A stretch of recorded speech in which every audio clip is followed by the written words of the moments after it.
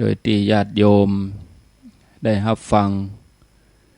สัญญาณท่านก็พร้อมนิมนต์เลยครับครับผมกราบถวายความเคารพพระเถรานุเถระครูบาสังฆที่เคารพอย่างสูงทุกรูปเจริญสุขสวัสดีสาธุชนท่านผู้ฟังทุกคนทุกท่านสำหรับสาธุชนท่านผู้ฟังที่ให้เกียรติทับฟังรายการธรรมาภิวัตน์อันเป็นรายการวิทยุเพื่อการเผยแผ่พระพุทธศาสนาส่งเสริมการศึกษาและพัฒนาสังคมรายการนี้ครับปิดฉากโดยอาตมาภาพพระสาธิตธีระปัญโยประธานมูลนิธิธีระปัญโยตั้งอยู่ณที่พักตรงสถาบันธรรมาภิวัตน์บ้านศพเตินตำบลศพปาดอำเภอแม่เมาะจังหวัดลำปางรายการนี้ออกอากาศทุกวันอังคารใน เวลา 4-5ไปจนถึง7 โมงเมื่อเจ้าผ่านทางสถานีวิทยุในเครือข่าย สถานีวิทยุคลื่นสีขาวพระจาประชาซึ่งมีอยู่หลายคลื่นหลายสถานีหลายจังหวัดออกอากาศผ่านทางFacebook ไลฟ์ซึ่งเป็นไลฟ์สดของสถานีวิทยุวัดป่ายหินบันทึกเทปเอาไปออกอากาศผ่านทางสถานีวิทยุเพื่อการศึกษาและพัฒนาอาชีพ Radio Network 9.50 เมกะเฮิรตซ์ของวิทยาลัยเทคนิคกพพแม่เมาะทุกวันศุกร์ตั้งแต่เวลา 8 โมงเมื่อเจ้าเป็นต้นไปและเอาไปออกผ่านทางเพจมูลนิธิธีระปัญโยซึ่งช่องทางสุดท้ายทางหลังนี้ท่านผู้ฟังสามารถไปติดตามรับฟังย้อนหลังไปก๊อปปี้ลิงก์ไปคัดลอกลิงก์ส่งแชร์เอาไปให้กับญาติธรรมทั้งหลายได้ยินได้ฟังกันได้แถมตัวท่านผู้ฟังวันนี้เรายังอยู่กันในบรรยากาศช่วงฤดูฝนแล้วก็ช่วงเข้าพรรษาซึ่งก็เป็นช่วงท้ายพรรษาแล้วนะฮะแถมเดือนน้อยๆก็จะออกพรรษาแต่ว่าฤดูฝนช่วงเนี้ยเป็นช่วงที่พายุเข้าท่านผู้ฟังหลายจังหวัด ได้รับผลกระทบจากพายุ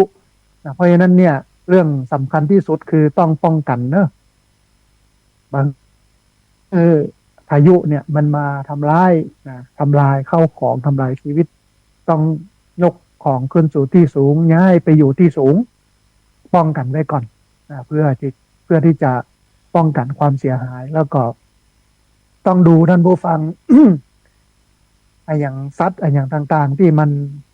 มากับน้ำบอกว่าจะเป็นงูตะเข็บตะขาบแมงป่องยุงนะซึ่งอาจจะทำให้เรานั้นได้รับบาดเจ็บและเสียชีวิตได้ต้องกอยกันเนอะและให้กำลังใจพี่น้องที่ได้รับผลกระทบจากภาวะน้ำท่วมตัวเนาะให้พี่น้องทั้งหลายนั่นได้มีกำลังใจในการต่อสู้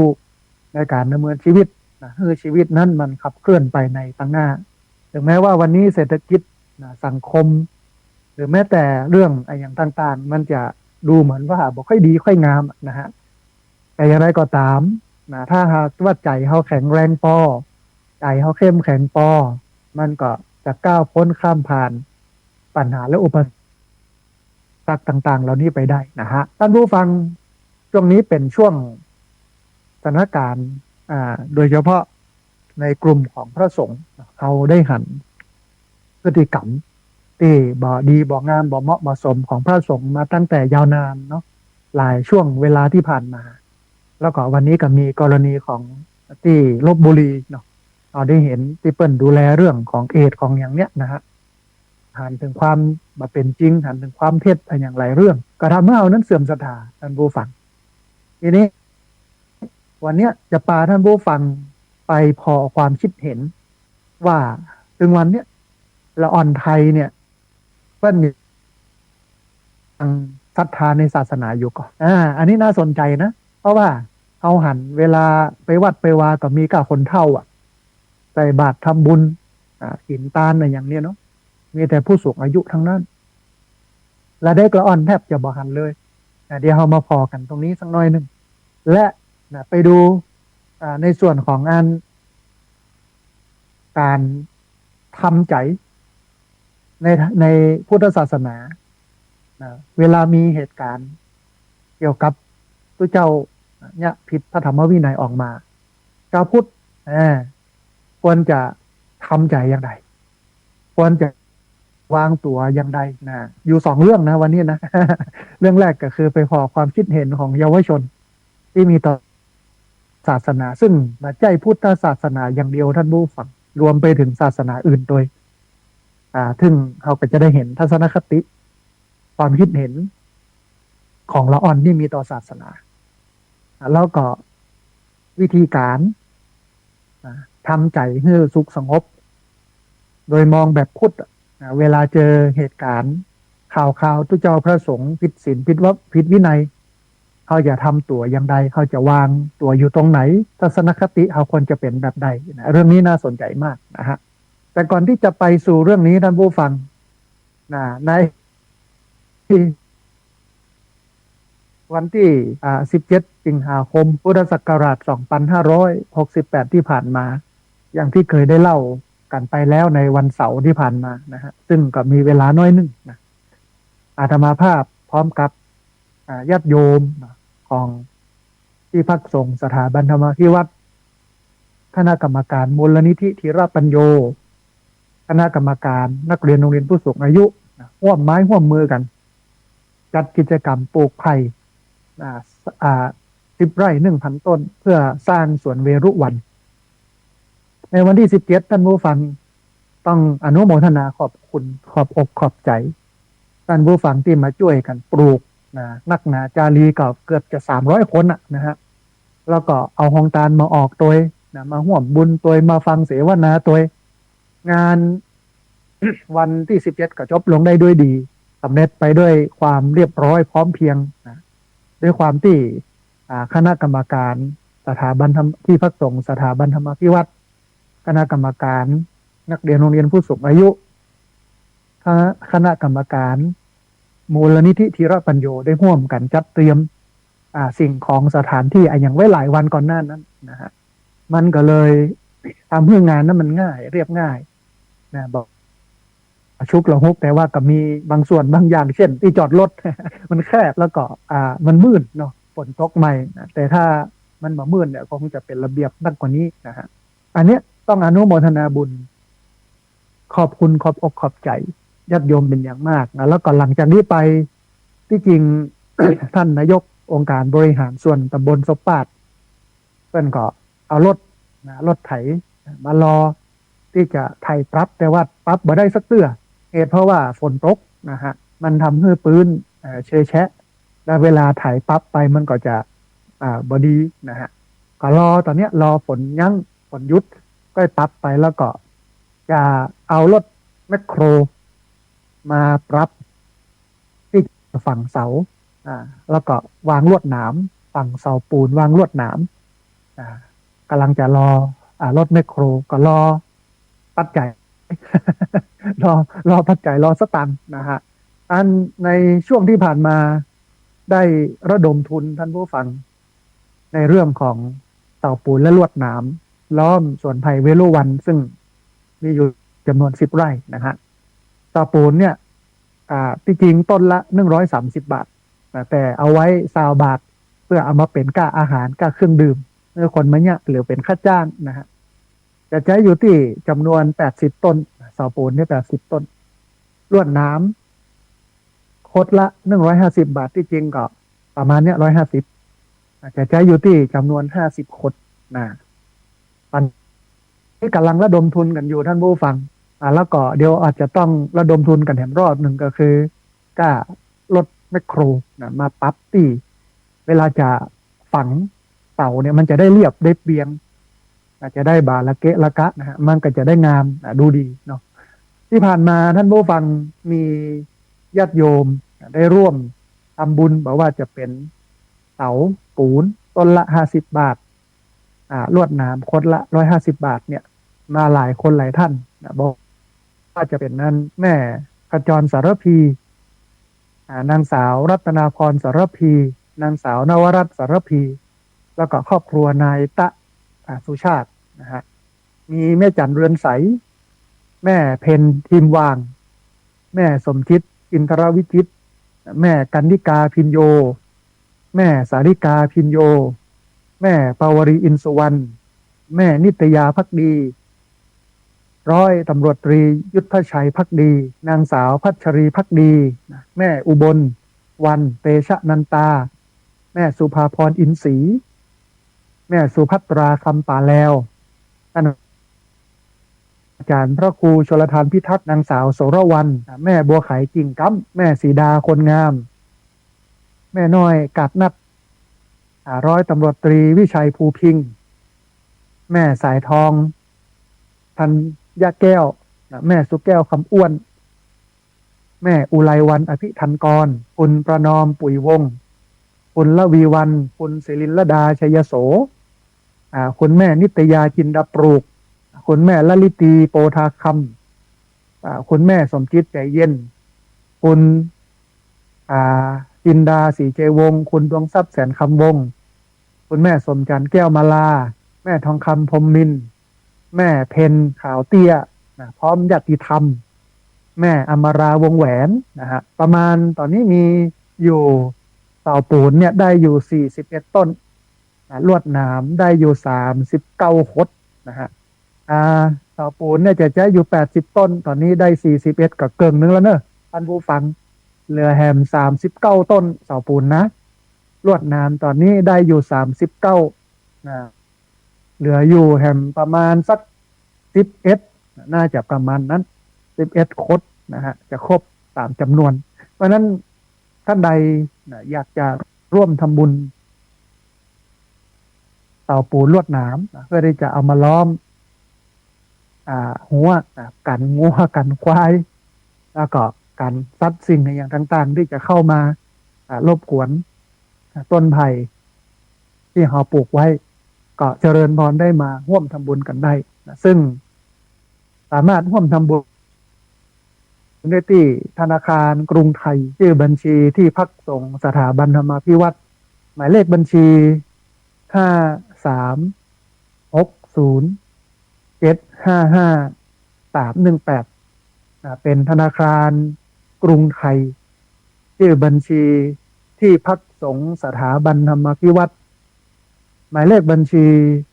53607555318เดียว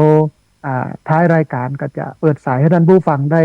โทรเข้ามาร่วมบูร่วมเอ่ยกันนะแล้วก็รายชื่อที่อ่านไปถ้าตกท่านใดไปนะฮะเดี๋ยวท้ายรายการเจริญพรได้โทรเข้ามาทักท้วงว่าโอ้ของอีป้อของแม่ได้ร่วมทำบุญไปแล้วนะตกไปอย่างไปนะฮะต้องขอบคุณเนาะญาติโยมที่ฟังรายการแล้วก็มาร่วมกันปลูกไผ่เนาะนี่ที่สำคัญที่สุดเนี่ยป้ออนันต์จากจังหวัดน่านเปิ้ลขึ้นรถโดยสารมานะ ขึ้นรถโดยสารจากน่านมานะฮะเอาไผ่มาถวายตอนนี้กำลังออมปอกอยู่นะต้องขอบคุณขอบใจในน้ำใจของญาติโยมที่หลั่งไหลมานะคือกำลังใจกันมาช่วยกันเนาะคือศาสนาเนี่ยท่านผู้ฟังมันจะตั้งอยู่บ่ได้เท่าบักกัมบจูเนาะเอาบ่ช่วยบ่เหลือนะการจะให้ศาสนามันดำรงอยู่ได้เนี่ยมันจำเป็นต้องช่วยกันกัมจูช่วยกันช่วยเหลือเกื้อกูลกันพอก้อยกันนะฮะทีนี้ท่านผู้ฟังมาถึงเรื่องของเขาไอ้เรื่องบุคคลในศาสนามาภาพมองเห็นเรื่องนี้เป็นเรื่องธรรมดาที่คนในศาสนาที่เขามาฝึกตัวเก่าโดยการมาบวชเป็นตุ้เจ้าแล้วก็ผิดพลาดบกพร่องเนี่ยอาตมาภาพมองเฉยๆไม่ก็รู้สึกบ่ดีรู้สึกเสียใจแล้วก็ได้รับผลกระทบอย่างเปิ้ลอยู่จังหวัดตังลพบุรีเขาอยู่ลำปางเพื่อเขาบ่ได้ไปเนี่ยเป็นอย่างกระเปิ้ลแต่ว่าคนทั้งหลายโดยความรู้สึกมันก็เหมือนกับว่าปลาตายตัวเดียวเหม็นเน่าถึงคลอง เขาก็ได้รับผลกระทบตัวสมัย อยู่ที่วัดรำเปิงเชียงใหม่ถ้าข่าวทุเจ้าพระเนนออกมาบ่ดีไปบิณฑบาตแต่แถวตลาดต้นพยอมคนก็บ่ใส่บาตรนะท่านผู้ฟัง คนก็หายไปจนเรื่องซาคนก็ถึงมาใส่ใหม่เนี่ยเขาหันชัดว่า ถึงวันนี้พุทธศาสนิกชนเนี่ยเอาความศรัทธาของตัวเก่าเนี่ยไปไว้ที่บุคคล แต่แน่นอนว่าบุคคลที่เข้ามาฝึกมาเป็นพระเจ้าเนี่ยตราบใดที่ยังบ่ได้บรรลุเป็นพระอริยบุคคลเนาะเป็นพระโสดาบันพระสกิทาคาพระอนาคาและพระอรหันต์เนี่ยมันก็ขึ้นก็ลงได้ตามปกติที่ว่าแต่ละรูปแต่ละองค์เนี่ยเข้มงวดกับตัวเก่าแค่ไหนฝึกฝนได้นักได้น้อยแค่ไหนถ้าบ่ค่อยเข้มงวดบ่ค่อยได้ฝึกฝนมันก็ง่ายที่จะลุดจะไหลออกไปจากศาสนาไปเนี่ยบดีไปเนี่ยอย่างที่มันเป็นปัญหาอันนี้เป็นเรื่องปกติส่วนถ้าเป็นอริยบุคคลแล้วเปิ้นกับบาลายละมีแต่ว่าจะเจริญไปตั้งหน้าอย่างเดียวทีนี้ท่านผู้ฟังช่วงหลังๆเฮาหันละอ่อนวัยรุ่นเปิ้นบอกค่อยศรัทธาในศาสนาหลายคนเปิ้นฮ้องว่าไม่มีศาสนาใดๆเลยภาษาวิชาการเปิ้นใจก็ว่าเป็นพวกเอทิสหรือไม่มีศาสนานะฮะแต่ว่ามันมีงานวิจัยของอันคิดนะฮะเปิ้นวิจัยเรื่องเยาวชนไทยไม่ไร้ศรัทธาแต่ว่าเยาวชนไทยเนี่ยเปิ้นเข้าใจในพลวัตความเชื่อต่อศาสนาและก็จริยธรรมของเยาวชนแห่งแบบหนึ่งเปิ้นมีความคิดความเชื่อเกี่ยวกับเรื่องศาสนาแล้วก็จริยธรรมแห่งแบบแห่งอย่างหนึ่งแล้วก็ความเชื่อความคิดหรือว่าจริยธรรมแห่งแบบของเปิ้นเนี่ยส่วนหนึ่งก็มาจากหลักธรรมคำสอนในทางศาสนาอันนี้น่าสนใจท่านผู้ฟังอันนี้เป็นข้อมูลจากสำนักงานกองทุนถนนแล้วก็คิดพอคิดบอกว่าในประเภทจะจับแต่ก็มีสิ่งในนดการของมนุษย์เอกก็คือเช่นสัมพันธ์อกอื่นการบ่อู้ขี้จุงกไปจนถึงระดับสังคมในการสร้างวาระร่วมภายหลายครั้งเขาอาจจะคิดว่าศาสนานั้นมีอิทธิพลลดลงอย่างมากโดยเฉพาะกับละอ่อนรุ่นใหม่หันได้จากที่ละอ่อนรุ่นใหม่เนี่ยสนใจศาสนาน้อยลงหรือเริ่มจะบ่เชื่อในสิ่งเหนือธรรมชาติหลายคนมองว่าในอนาคตเนี่ยศาสนาจะตายไปในที่สุดแต่ศาสนากำลังจะตายแต่ศาสนาจะตายจริงหรือไม่ในอนาคตมันเป็นเรื่องที่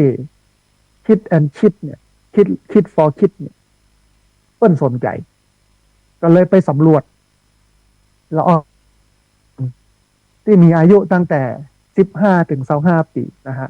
สำรวจตั้งแต่ปี2522อันนี้เป็นคริสตศักราชนะประมาณ 3-4 ปีที่แล้วนะฮะประมาณสัก65 66 67 68ประมาณเนี้ยแล้วก็ปี2568ถึง2 ปีสำรวจถึงเรื่องของการนับถือศาสนาของละอ่อนถึงเรื่องของมุมมองต่อความเชื่อทางศาสนาของละอ่อนถึงเรื่องความเชื่อต่อสถาบันทางศาสนาของละอ่อนรวมถึงสำรวจความสัมพันธ์ระหว่างศาสนากับจริยธรรมของละอ่อนว่ามันเป็นอย่างไรข้อมูลน่าสนใจนะท่านผู้ฟังเพิ่นไปสำรวจเรื่องการนับถือศาสนาเรื่องมุมมองต่อความเชื่อทางศาสนาความเชื่อถือต่อสถาบันศาสนาช่วงนี้อาจจะสั่นคลอนไม่ รวมถึงสำรวจความสัมพันธ์ระหว่างศาสนากับจริยธรรมว่ามันเป็นอย่างไรเยาวชน นั้นนับถือศาสนาเพิ่มขึ้นเล็กน้อยโอ้อันนี้เป็นเรื่องที่น่าประหลาดใจเขาก็มองว่าละอ่อนหนึ่งวันนี่ห่างวัดห่างว่าห่างศาสนาเนาะไม่ได้สนใจในศาสนาแต่งานวิจัยเนี่ยปรากฏว่าเยาวชนนับถือศาสนาเพิ่มขึ้นเล็กน้อยนะเยาวชนนับถือศาสนาเพิ่มขึ้นเล็กน้อยเพื่อนบอกว่า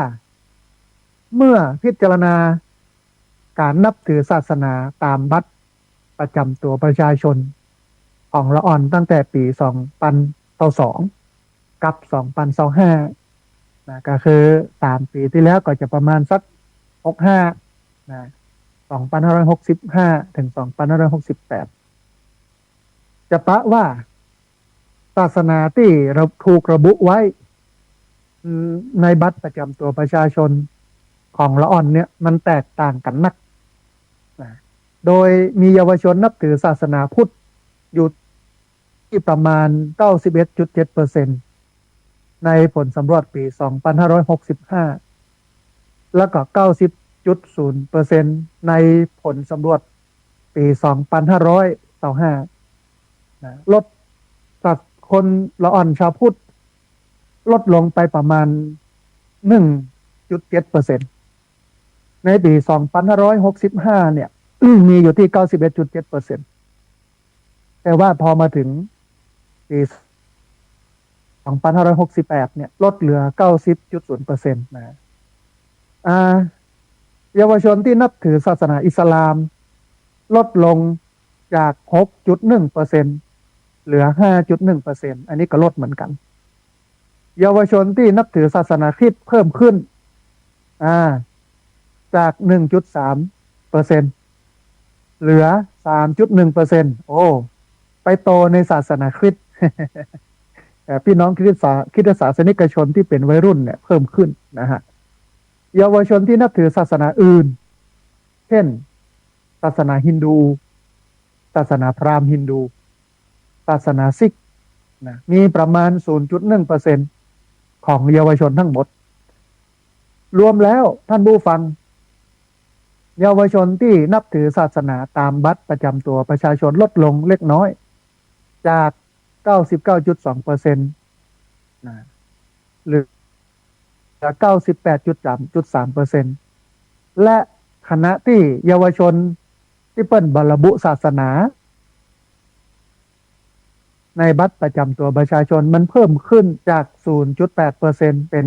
1.7% ของเยาวชนทั้งหมดมันไปโตอยู่2ที่ศาสนาพุทธลดลงประมาณ 1.7% ไปโตอยู่ที่ศาสนาคริสต์พ่องและไปโตอยู่ที่การไม่ถือศาสนาใดเลยนะเพิ่มขึ้นคนของเฮาพุทธศาสนิกชนที่เป็นละเด็กละอ่อนของเฮาไหลจากศาสนาพุทธไปสู่ศาสนาคริสต์ไปสู่การไม่นับถือศาสนาใดเลยประมาณ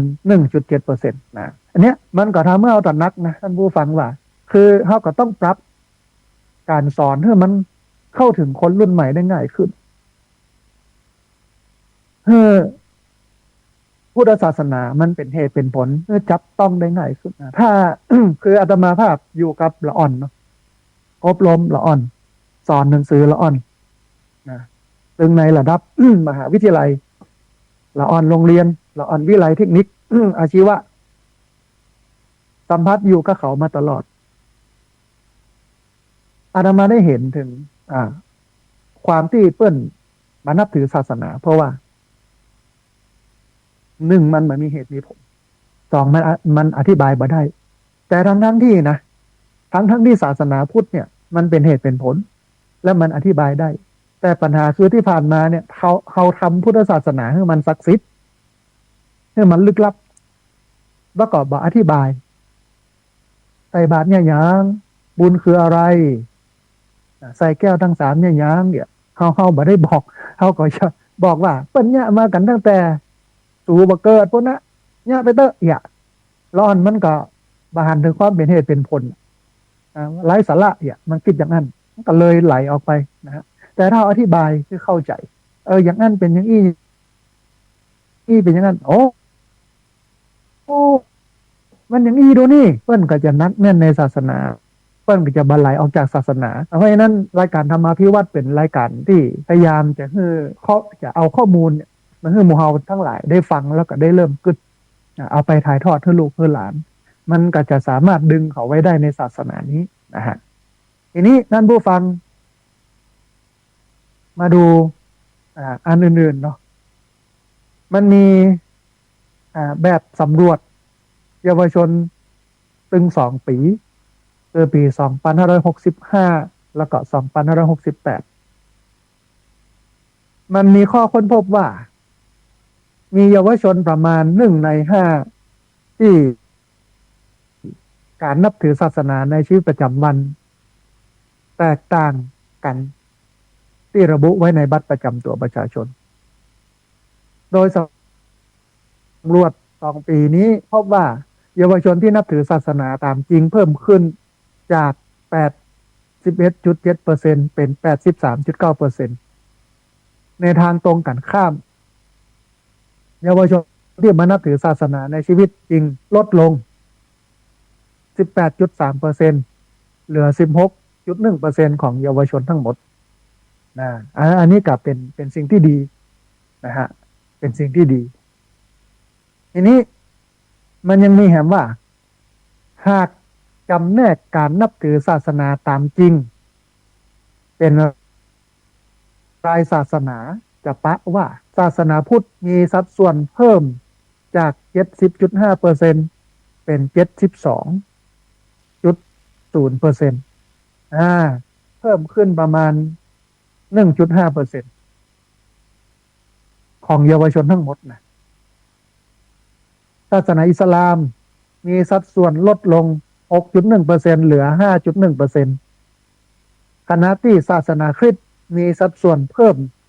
จาก 2.3% เป็น 5.8% ไปโตที่ศาสนาคริสต์ท่านผู้ฟังส่วนศาสนาอื่นๆเช่นนับถือผี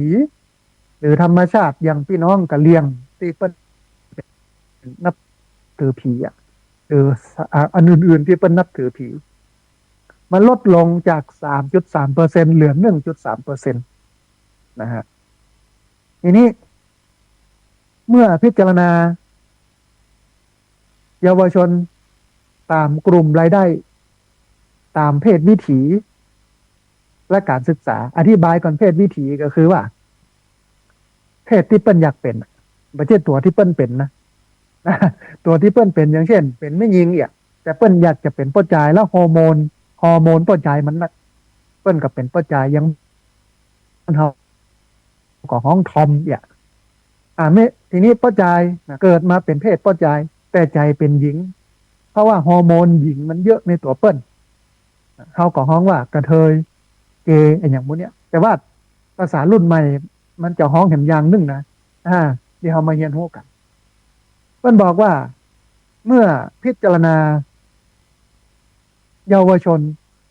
ตามกลุ่มใดได้เพศวิถีและการศึกษาจะปะว่ากลุ่มที่เดิมทีนับถือศาสนาน้อยกว่ากลุ่มอื่นเช่นกลุ่มที่รวยที่สุด 20% กลุ่ม LGBTQ อันเนี้ย LGBTQ นี่ก็คือป้าใจที่อยากเป็นไม่ยิงที่ห้องกระเทยเกย์หรือไม่ยิงอยากจะเป็นป้าใจที่ห้องว่าทอมเนี่ยวันนี้ซับใหม่คนรุ่นใหม่เปิ้นจะห้องคนจำพวกนี้ว่า LGBTQ หรือเยาวชนที่กำลังศึกษาหรือจบการศึกษาในระดับปริญญาตรีกลับนับถือศาสนาในชีวิตประจำวันหรือชีวิตจริงเพิ่มมากกว่ากลุ่มอื่นและกลับมามีส่วนร่วมกลับมามีสัดส่วนใกล้เคียงกับกลุ่มอื่นนักขึ้นโดยเฉพาะกลุ่มรวยที่สุดมีเยาวชนที่นับถือศาสนาในชีวิตจริงเนี่ยเพิ่มขึ้นจาก 54.5% เป็น 77.3% เยาวชนที่เป็น LGBTQ เพิ่มขึ้นจาก 67.6% เป็น 75.4%ส่วนเยาวชนที่กำลังศึกษาหรือจบการศึกษาในระดับปริญญาตรีเพิ่มขึ้นจาก 66.2%เป็น 77.7%77.2%ขณะที่การสำรวจพบสัดส่วนของเยาวชนที่สำเร็จการศึกษาในระดับปริญญาโทมีการนับถือศาสนาตามจริงที่ต่ำและยังลดลงจากเดิมนะฮะอันนี้น่าสนใจทีนี้ท่านผู้ฟังแม้เยาวชนที่นับถือศาสนาอิสลามศาสนาคริสต์จะมีน้อยแต่ก็เคร่งกว่าเยาวชนที่นับถือศาสนาพุทธเป็นอย่างมากโอ้อันนี้น่าสนใจในอิสลาม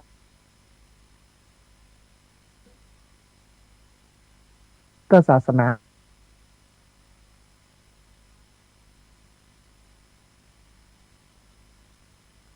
เก่งกว่าเราลองมันบอกว่าใน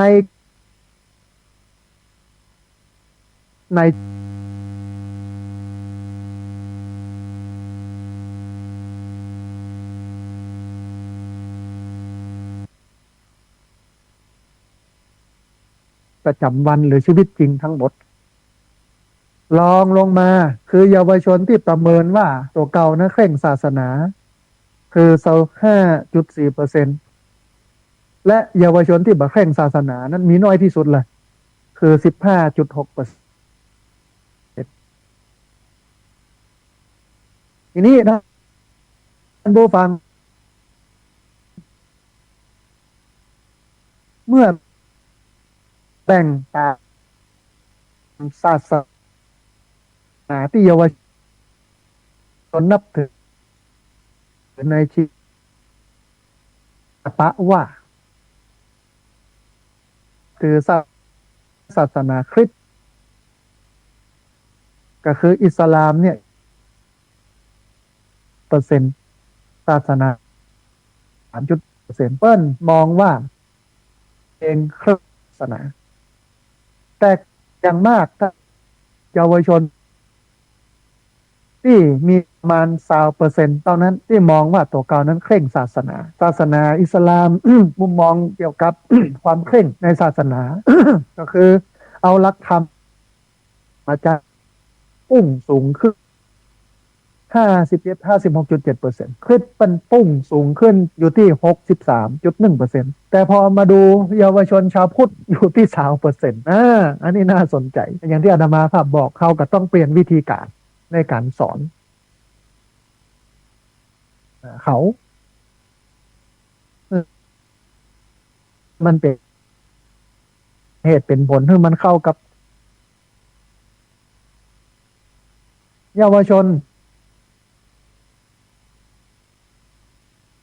มาใช้เพื่อบรรเทาทุกข์นะโดยกลุ่ม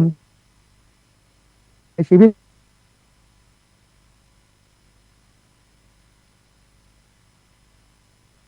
ระดับปานกลาง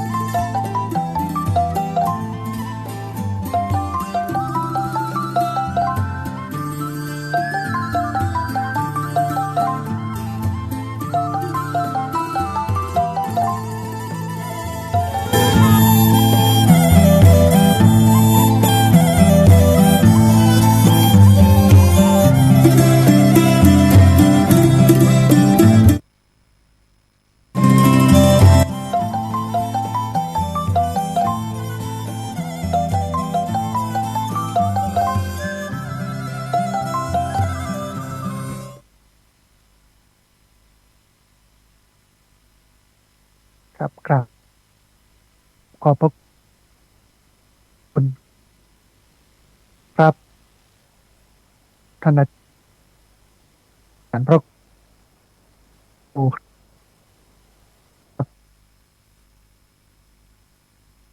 พรญาติโยมนะฮะ